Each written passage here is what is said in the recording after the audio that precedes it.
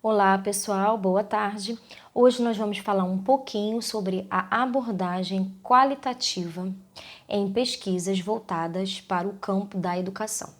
No vídeo anterior, nós falamos sobre abordagem quantitativa e hoje vamos falar da abordagem qualitativa.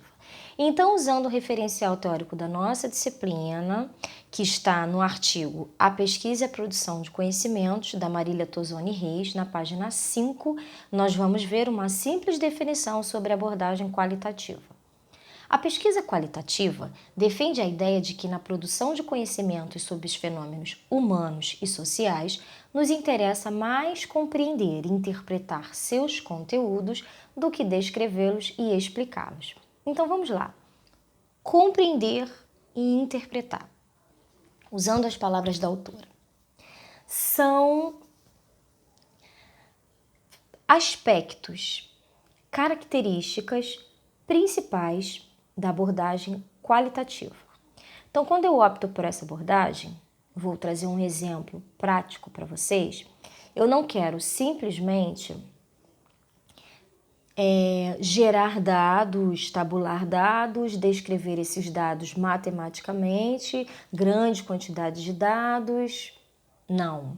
Eu vou me preocupar com a compreensão, vou me preocupar com a interpretação, com o olhar que eu, pesquisador, junto com o meu referencial teórico, vou dar àquele fenômeno, àquela situação. Então, por isso eu opto pela abordagem qualitativa. Eu vou dar um exemplo prático. Vamos supor que eu, Annelise, queira pesquisar a forma como vocês, alunos, se relacionam com o curso de pedagogia modalidade à distância, nos diferentes aspectos. Se relacionam com seus coordenadores de disciplina, se relacionam com seus mediadores presenciais, seus mediadores à distância. Então, para que eu faça isso, eu preciso criar tecer alguns caminhos metodológicos que me ajudem a descobrir essa relação. Como vai se dar essa relação? Então, vamos imaginar que eu pretenda fazer uma entrevista ou eu posso fazer uma roda de conversa. Então, eu posso fazer nos 13 polos, ou eu posso optar por 5, por 2, por 1. Por quê? Porque na abordagem qualitativa, nós não precisamos de uma amostra representativa, de uma quantidade maior de entrevistados, por exemplo. Eu posso simplesmente optar por conversar com um polo. Então, eu vou saber como se dá a relação dos alunos daquele polo com o curso de pedagogia, em seus diferentes aspectos. Então, vamos imaginar que eu escolha 5 polos. Então, eu, pesquisador, traçando os meus caminhos metodológicos. Ou eu vou nos polos, converso com um polo de cada vez, ou eu convido esses alunos para virem na Unirio conversar, ou eu junto 2 polos próximos geograficamente para conversar. O importante é, se o seu objetivo é ouvir os alunos e como essas relações são estabelecidas no curso, você não pode escolher um grande grupo para conversar, porque alguns não terão oportunidade de fala. E se todos forem falar, vai ficar um campo cansativo.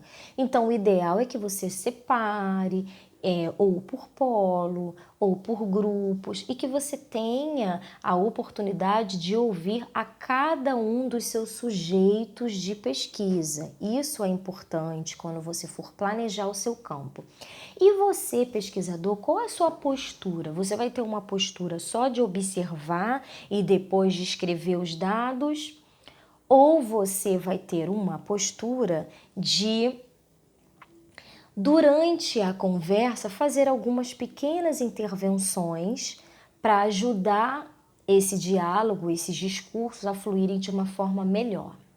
Ok, feito a pesquisa, você gravou essa conversa, você transcreveu essa conversa, chegou um momento crucial, que é o momento de olhar para esses dados, interpretar esses dados à luz das suas percepções, em diálogo com o seu referencial teórico, com os seus autores. Então, quem serão os autores que você vai chamar, vai convidar para dialogar, para trazer essas interpretações, essas subjetividades, que como a autora diz, olha, compreender e interpretar esses conteúdos, ou seja, compreender e interpretar o que os alunos estão falando dessas relações que eles estabelecem com o curso, com o 0800, com o mediador lá do polo presencial, com o mediador à distância via sala de tutoria, com as avaliações do curso. Então, tudo isso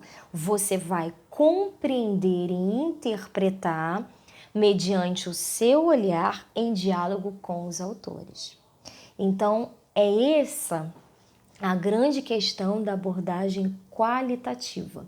É trazer essas interpretações, é trazer esse seu olhar de pesquisador e tá fazendo não interferências naquilo que os entrevistados, né, os sujeitos da pesquisa estão falando. Não estou falando disso, eu estou falando na hora que você for gerenciar e conversar essa roda de conversa. Vou trazer um exemplo para vocês.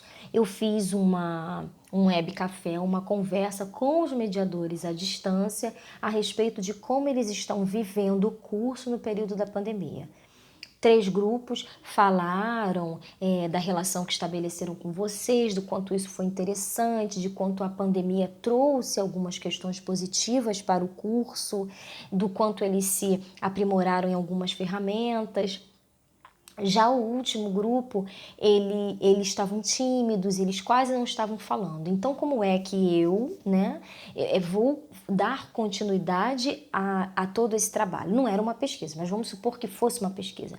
Eu, pesquisador, comecei a fazer algumas interferências, falar um pouquinho sobre a minha experiência, e aí eles foram se sentindo mais à vontade e começaram a falar. Então, quando você vai para um campo, né, com essa abordagem qualitativa, você não pode criar uma entrevista estruturada, completamente estruturada, que você não possa sair daqueles tópicos de forma alguma. Não, você tem que se planejar, sim. O planejamento faz parte do campo, mas você também tem que entender que os sujeitos da pesquisa, eles vão buscando outros caminhos, meandros, e que você tem que ir respeitando, chamando de volta para o campo, mas sempre considerando que você tem um planejamento de pesquisa, mas que esse planejamento ele não está amarrado, estruturado com perguntas objetivas, como acontece na pesquisa quantitativa, tudo bem? Então, era esse olhar que eu gostaria de trazer para vocês e mais uma vez dizendo que a nossa intenção aqui não é colocar rivalidades entre uma abordagem ou outra, pois dependendo do seu problema e objetivo de pesquisa, você vai ter que optar por uma ou outra abordagem. Nesse caso, compreender as relações que os alunos estabelecem com o curso, é óbvio que nós vamos ter que escolher a abordagem qualitativa, que vai, nas palavras da autora, trazer compreensão e interpretação, tá bom? Até breve, até o próximo vídeo.